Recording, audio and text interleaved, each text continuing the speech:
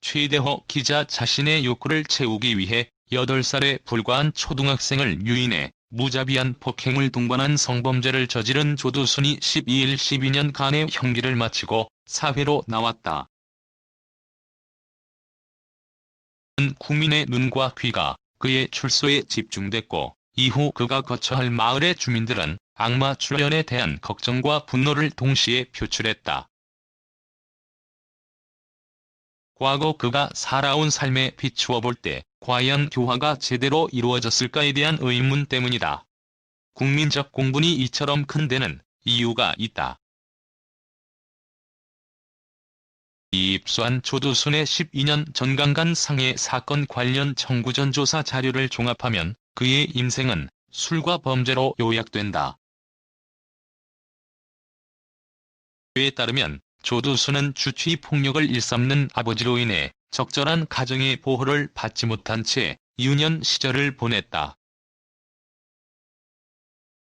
대처승이던 아버지는 그가 10살 때 술에 취해 용변을 보던 중 화장실에 빠져 사망했고 그로부터 12년 뒤 중풍을 앓던 어머니도 세상을 등졌다. 사남일녀 중 막내였던 조두순은 학우들과의 잦은 다툼과 가난한 가정 형편 등으로 초등학교 6학년 때 학업을 중단했고 후 극장과 다방 등을 드나들며 비행문화를 접하기 시작했다.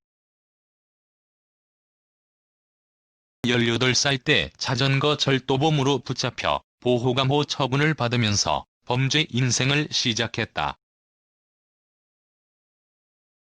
20살에는 대전에서 좌판 장사를 하던 또래들을 협박해 돈을 갈취했고 그 죄로 18개월간 소년원 생활을 했다. 또 상습 절도, 봉제 공장 여공 강간치상, 동거녀 폭행, 생보호소 위문 행사 중 주치 시비에 의한 폭행 치사 등 각종 범죄를 저질렀다. 1995년 저지른 폭행치사 범죄의 경우 1심에서 징역 5년을 선고받았지만 2심에서 음주에 따른 심신 미약이 인정되면서 징역 2년으로 감형됐다. 술 선처를 받은 그는 변하지 않았고 출소 후에도 주치 폭력을 지속했다.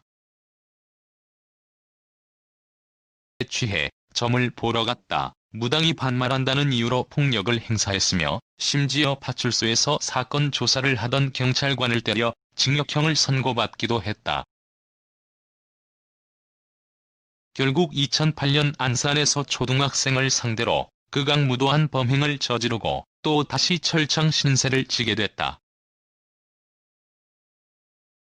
조두순은 안산 사건까지 모두 18건의 범죄를 저질러 처벌을 받았다. 8살 때 범죄에 눈을 뜬 후 평균 2년에 한 번꼴로 범행을 저지르는 등 범죄로 점철된 삶을 산 셈이다. 안산 사건은 그 수법이 악랄했지만 1심 재판부는 그에게 징역 12년을 선고했다. 당시 조두순은 범행 자체를 부인하며 항소했지만 애초 무기징역을 구형했던 검사는 항소를 포기했다. 한 잦은 범죄와 그에 따른 수감 생활로 인해 조두순은 제대로 된 직장도 구하지 못했다.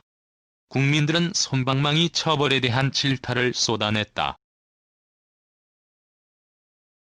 집에서 30대 그는 구두 닦기, 음악 다방 DJ, 노점 운영 등을 전전했다. 음악 다방 DJ 시절 여러 여성들과 동거를 거듭하는 등 문란하게 생활했다. 조두순은 17세 때 술을 마시기 시작했고 결혼 이후엔 알코올 중독자 수준으로 술에 찌든 생활을 지속했다. 30대 후반때 15살 연하의 아내와 결혼했고 아들도 얻었다. 하지만 아들이 출생 3개월 만에 사망하자 이때부터 술을 달고 살았다. 술을 박스채 사다 두고 매 식사 때마다 1에서 2병씩 반주로 마셨다. 밤샘 술을 일주일 동안 지속하기도 했다. 조두순은 본인 스스로를 알코올 중독이라고 생각했고 목에서 술을 요구한다고 표현하며 자신의 주량을 소주 15에서 20병이라고 밝히기도 했다. 문정 범죄심리학 교수는 조두순의 범죄 행태를 보면 주취 상태에서 자제력을 잃고 타인과 시비가 붙어 폭력을 행사한 경우가 대다수라며 알코올 중독 및 행동 통제력 부족으로 범죄 유발 가능성이 상당히 많고, 성규 한국심리과학센터 이사는 범행의 수법과 그 결과, 범행 후의 반성 없는 태도 등 재범 위험성이 매우 높다. 재범 위험성도 높다고 평가했다. 범죄 예방을 위한 성충동 약물 치료 조치를 심각하게 고려해 볼 필요가 있다고 생각한다며 화학적 것의 필요성을 주장했다. 조두순 사건 피해자 주치인 신희진 교수는 조두순은 일반인하고 굉장히 다른 판단력 행동을 보이는 사람이다. 범죄자 중에도 굉장히 폭력성과 재범 위험도가 높은 익스트림 그룹에 속한다. 화가 제대로 이루어졌을지 의문이다라고 말했다.